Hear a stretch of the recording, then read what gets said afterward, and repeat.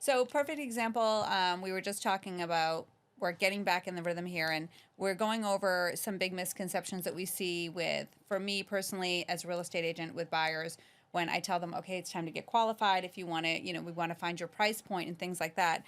And then they want to go to whoever they lend with primarily, whatever big box bank that may be. Which I get. You hold all your accounts there. You've been a client there for 20 plus years, and you're thinking that they're gonna offer you the moon and the sun and rainbows, right? So, and then they go and they're told to make an appointment, and then they're told, well, they can't really quote them any rates, and then they're told, well, your husband needs to be added onto the accounts and the application. So it doesn't go as smoothly as they expect. And I always know this because it's never generally the case. And I'll tell you what happens when they do, even when they go with them, what happens is they are dealing with someone they don't know personally. Okay, that there is no real relationship there. And then they're lost in the system. And then I'm not getting updates on their loan. They're missing their deadlines. They're putting their deposit at risk, right? And then, we're not going to close on time. Well, and you're not going to be able to have access to them after hours. 100%. That is a big point, because let me tell you, again, we're here today with Colleen, my lender buddy over here. We have worked together for 10 plus years. Oh, girl, it's been longer than that. You might be 15. I think it's actually longer than that. It's probably like 16 to 18 years. It's been a long time because I knew you before I had kids. Well, before you had kids, and you were in a totally different industry at that time. Oh my goodness, that's craziness. So, long story short, Colleen and I definitely know each other well. We've worked together on hundreds of deals. And the reason that is one, because she's reliable. Two, because I can call her at any time, but don't make me call her all the time, okay? I don't want to call her at 11 p.m., okay? But I will if I have to, because she will save a deal. She will make a deal happen. She will give me product options that I didn't even know about. And over the years, I've learned so much from you. Yeah.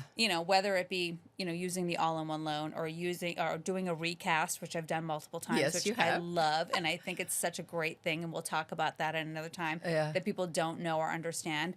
Or just, finding the way around, whether they need credit repair or we need to get funds from a different angle for a down payment, whatever it might be. Correct. Yeah. It's just being the problem solver that you are, which is what I love about you. So, because I feel like I work the same way. We want to get our clients what they want, and we want to make it happen for them. And so we want to find solutions in every way possible and find them the right product that's going to be perfect for them. Right.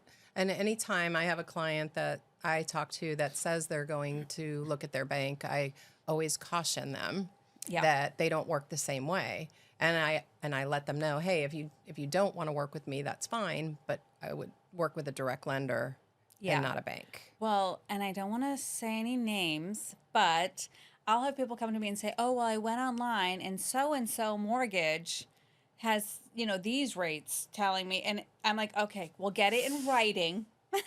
Get it in writing. And because, they promise you the moon, but then when you go to submit everything and get your loan, they're not giving you that rate. Especially the internet lenders. That's what I'm exactly what I'm talking about. The internet lenders they're sending you this great offer. It's like bait and switch. But then once you get it in writing, it's nothing what they tell you. So when I have a client that says that, I go, get it in writing. Yeah, Send it to me. Yeah. So sometimes you can get a little bit better interest rate, but it's not going to be a fun process for anybody. Well, and I think that's something, I understand if people want to go to their lender, their regular bank and fill out rates to see what they are. Right. It's always in your best interest to shop around. I get that, right? Because you want to see who can do the most for you. But at the end of the day, it comes down to me more about relationships. Just 100%. When they say, you want someone that you can call, that you trust. Right. And that's why I recommend you, because I know that I can trust you. Like I said, we've worked together for almost 20 years. So, I mean, it's worked out this long. I mean, we've been together longer than my marriage, I think. So it says a lot. Yeah, and I'll tell you, in the last probably 4 months, I get those phone calls from agents that I've worked with for years where their client has gone to whoever on their own asking me to save the deal. So I had another one last month that closed, and they were 2 days from closing on a 60-day contract. Oh my goodness. And got denied by the lender. So I was able to take it over. Wait. Perfect example. your lender had 60 days to days. close, okay? You are past your contingencies, your inspection, your deposits, your financing. You are supposed to close in 2 days, and now they're telling you, no, it's not happening. Correct. So you're going to lose your deposit. You're going to piss off the sellers. I mean, you're probably all packed up and ready to move. Sellers and are out. this lender has given you 2 days notice. Yep. And then Colleen jumps in. I jumped in, got it clear to close in 7 days. See? With an appraisal. Yeah. So, yeah, because we're local and we're a direct lender, we can close very quickly because everybody's here. We're local. So on that deal, were you able to have the appraisal transferred over? Because people don't understand that as well. So you had to get a new done rushed. There are times that we can transfer the appraisal if it's going like from conventional to conventional and the other lender cooperates and provides us the documents that we need. But in this case, I switched loan programs. Okay. So she went from conventional to FHA. Okay. And the other lender, when the client asked about doing an FHA, he said, no, I can't do it. So here's the thing.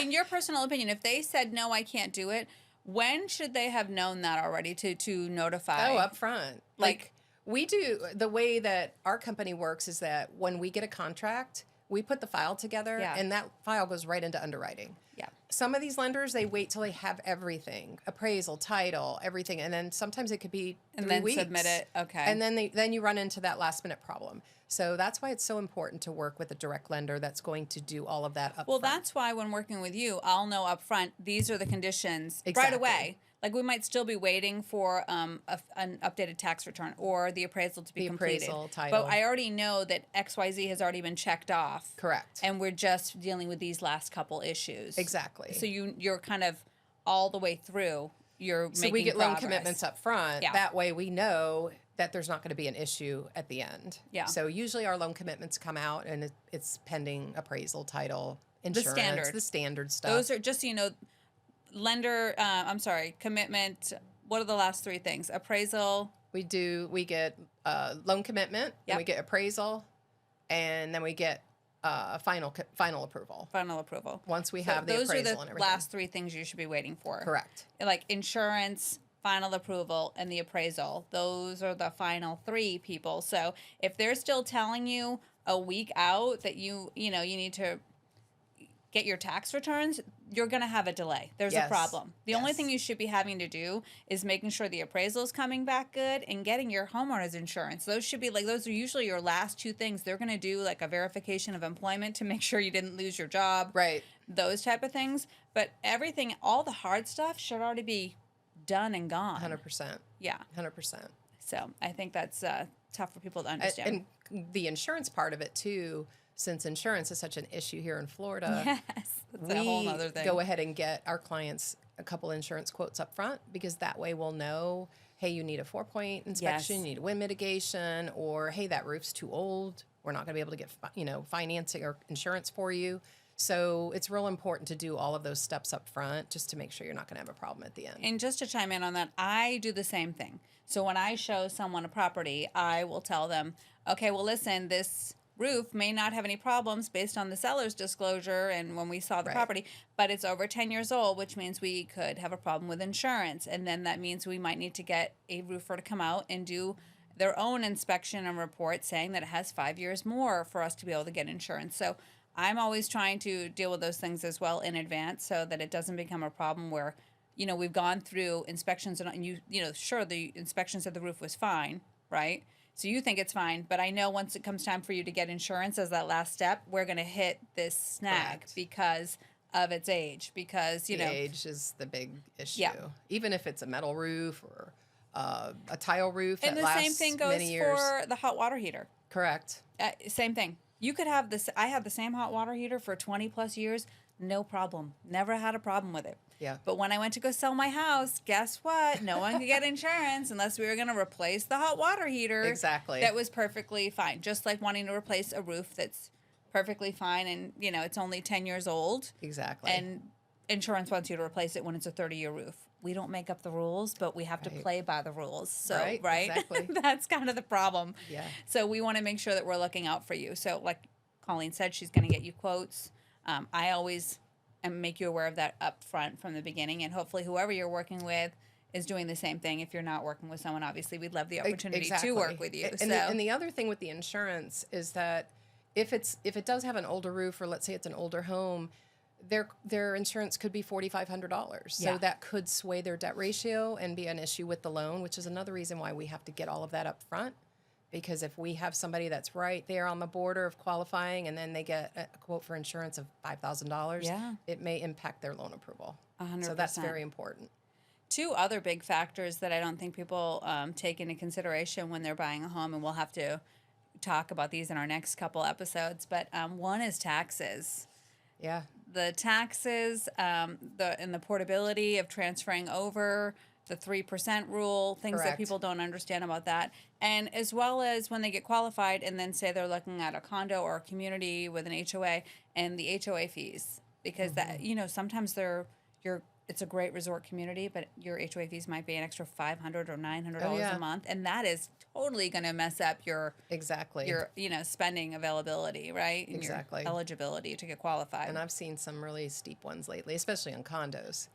Well, that's So, a whole nother yeah. that's a whole nother topic, people. That's a And I'll whole tell nother you why, topic. because there have been so many changes in the condo rules and the laws Yeah. over the last few years, and honestly, I think they're still literally trying to figure out Yeah.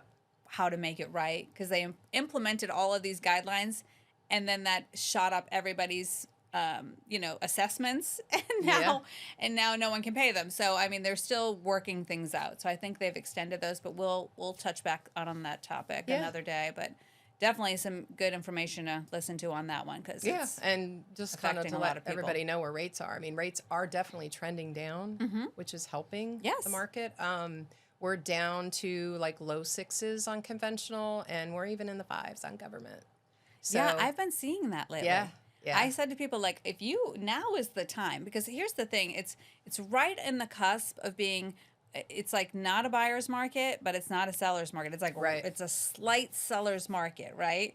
But properties are sitting longer, as we know, and interest rates, people are still hung up on the old interest rates, which are, bye, people. Bye-bye. We'll Bye, never see Felicia. those. Those aren't coming back. I don't know when we're going to see those. So type of thing where, it's just one of those things where you just have to be aware of all these other Right. fees. But yeah, it's Right. interesting. Well, and what will happen is when rates continue to go down, then the market will go Flood. up. So then you'll see values start to Well, tick that's up what as I tell well. people. I'm like, listen, right now we have some inventory, and VA buyers are getting the best rate you can get. Yeah. Where before, in a busy market, VA buyers were sadly the last ones whose loan was getting Unfortunately. picked. Yeah. They're picking cash or conventional all day long.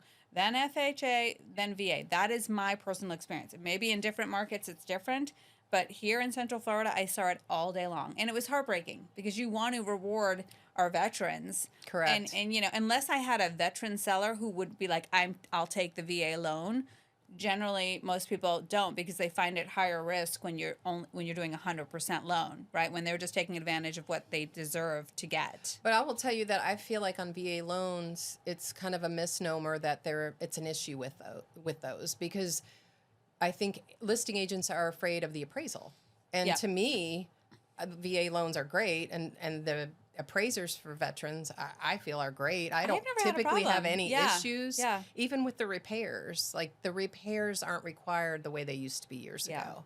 So, Well, even with FHA, you have repairs, and again, buyers might not know that, but with FHA and VA, it's there are about the same. Yeah, they're about the same. So Yeah. there are going to be certain repairs that have to be done, but they're very standard things. You know what I mean? Exactly. But if you're doing, say, a conventional loan, and there's outlet covers missing, or the hot water heater needs to be replaced, they'll still let you close with conventional. Correct. And with FHA and VA, they will not. So again, that's why you're talking to us, to learn these little tidbits. So hopefully you're learning things as you go along here. But again, I think it's a great market currently Agree. in this going into fall, September Yeah. 2025, for VA buyers, because you don't have that much competition. You are currently getting the best rates out of anybody. Yeah, I Especially just- that we've seen in the last 11 months, I would say. Correct. I Yeah. just closed one 2 weeks ago at 5.75 on a VA. Yeah. So rates are really good. They're coming down. Yeah.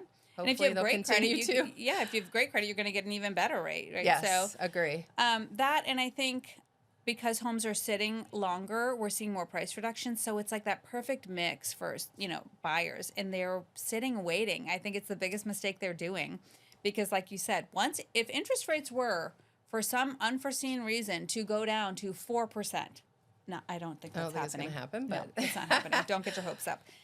But say they go down to some astronomical, Yeah. or even if they go down to 5%, I think we'll see a huge increase in buyers jumping back into the market. And then what happens? and then you might have trouble getting the seller to pay closing costs because then Yes. the demand will be higher. You'll have right now, people I'm competing seeing for the same house yeah, again. I'm Prices seeing a will be lot of pushed back up. contracts with sellers paying closing Oh, costs 100%. right now. Yep. Because Everyone's I asking. mean, buyers are scraping the down payment together, so getting assistance, whether it's through any of the assistance programs or getting it from the seller, which is way easier to do than doing some of these other programs. But I'm seeing a lot of contracts that have some sort of seller concession. So now is a great time if you need that type of assistance with closing costs. Yeah, I'm seeing that with my listings. A lot of the buyers that are making offers are all asking for closing costs, and that's either to actually cover their closing costs or because they are set in their mind on a rate. A rate, and so so rate they buy want down. they want you to buy down the rate. Right, So, right. and that's another thing we can talk about. So, Yeah, Well. for sure. good stuff.